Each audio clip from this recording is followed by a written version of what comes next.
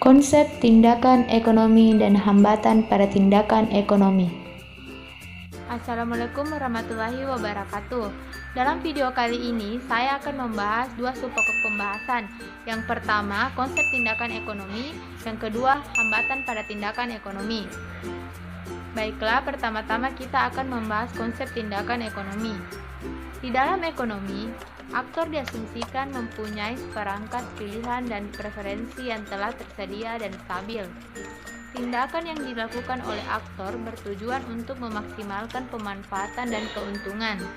Tindakan tersebut dipandang rasional secara ekonomi, sedangkan sosiologi melihat beberapa kemungkinan tipe tindakan ekonomi.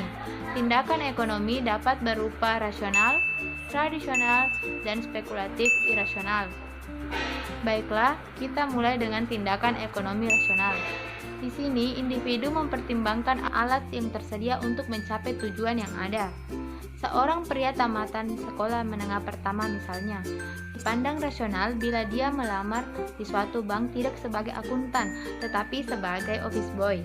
Atau contoh lain, seorang pedagang melihat di suatu daerah yang sedang berkembang terdapat peluang pendirian toko swalayan, penduduknya banyak, pasar tidak ada, dan hanya ada beberapa toko kecil. Tindakan pedagang tersebut dianggap rasional. Tindakan ekonomi rasional menjadi perhatian baik ekonomi maupun sosiologi. Yang kedua, tindakan ekonomi tradisional. Tindakan ekonomi tradisional bersumber dari tradisi atau konvensi. Pertukaran hadiah di antara sesama komunitas dalam suatu perayaan, membawa kado bagi teman yang sedang ulang tahun, memberikan sumbangan atau penyelenggaraan acara perkawinan kerabat, atau memberikan oleh-oleh kepada tetangga ketika pulang dari perjalanan jauh, merupakan suatu bentuk pertukaran yang dipandang sebagai suatu tindakan ekonomi. Yang ketiga, tindakan ekonomi spekulatif irasional. Tindakan ekonomi spekulatif irasional merupakan tindakan berorientasi ekonomi yang tidak mempertimbangkan instrumen yang ada dan tujuan yang hendak dicapai. Dalam kehidupan sehari-hari, banyak sekali kita dengar orang melakukan hal seperti ini. Misalnya, suatu perusahaan membuka peluang kerjasama dengan siapa saja dengan iming-iming keuntungan besar, jauh melebihi nimbah bagi hasil kerjasama dari bank syariah maupun tingkat bunga dari bank konvensional. Biasanya, perusahaan tersebut merekrut beberapa tokoh masyarakat sebagai pemikat nasabah lainnya, sehingga banyak orang percaya bahwa bisnis mereka masuk akal dan legal. Sebab, tokoh masyarakat ikut dalam kerjasama yang menggiurkan tersebut. Atau contoh lainnya, kita juga dapat membaca di media cetak atau mendengar di berbagai media elektronik tentang penggandaan uang melalui kekuatan paranormal. Jika media menyampaikan hal tersebut, isi beritanya adalah korban melaporkan pada pihak berwajib karena penipuan. Ternyata, korban penipuan tersebut berasal dari berbagai latar belakang menurut jenis pendidikan, pekerjaan, dan status sosial. Dalam perspektif sosiologi, korban melakukan tindakan ekonomi yang spekulatif irasional karena uang tidak bisa digandakan lewat apapun juga.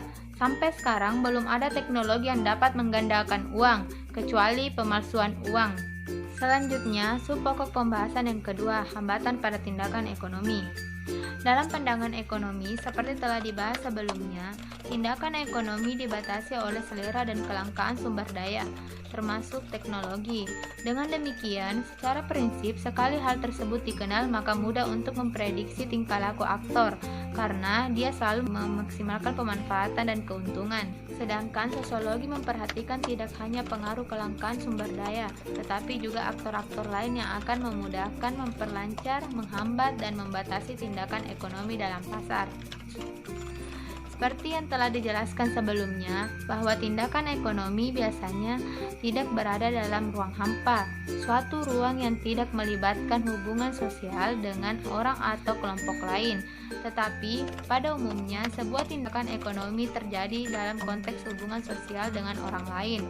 Oleh sebab itu, tindakan ekonomi dapat berlangsung dengan melibatkan kerjasama, kepercayaan, dan jaringan, atau sebaliknya, suatu tindakan ekonomi dapat menghasilkan perselisihan, ketidakpercayaan, dan pemutusan hubungan. Misalnya, seorang pengrajin tembikar di Galogandang, Kabupaten Tanah Datar, Sumatera Barat, memiliki hubungan bisnis dengan seorang pedagang tembikar. Ternyata, hubungan tersebut tidak hanya sekedar hubungan ekonomi, yaitu hubungan yang terkait dengan respons stimuli pasar. Aksi reaksi penawaran permintaan atas suatu produk, tetapi lebih jauh lagi berkembang menjadi hubungan sosial. Misalnya, pada menjelang Lebaran, pengrajin tembikar memperoleh hadiah Lebaran dari pedagang tembikar, atau ketika pengrajin memerlukan uang segera, maka tumpuan harapannya untuk pelepas uang adalah pedagang. Hubungan seperti ini membentuk hubungan patron-klien. Konsekuensinya adalah penghambat pedagang lain untuk membeli hasil kerajinan dari seorang pengrajin yang telah punya patron. Ada baiknya kita ambil contoh lain. Pada umumnya, perselisihan dalam dunia bisnis bersumber dari ketidakmampuan mempertahankan atau menjaga kepercayaan yang dimiliki dari satu pihak ke pihak lain.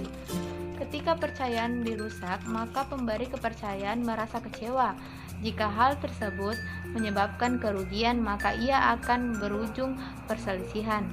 Apabila suatu perselisihan telah terjadi, maka akan menghambat terjadinya tindakan ekonomi, karena pemberian kepercayaan akan melibatkan jaringannya untuk turut serta dalam menghadapi kasus yang sedang dihadapinya.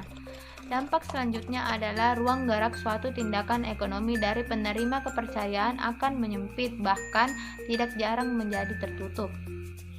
Mungkin cukup sekian yang dapat saya sampaikan, kurang lebihnya mohon maaf. Wassalamualaikum warahmatullahi wabarakatuh.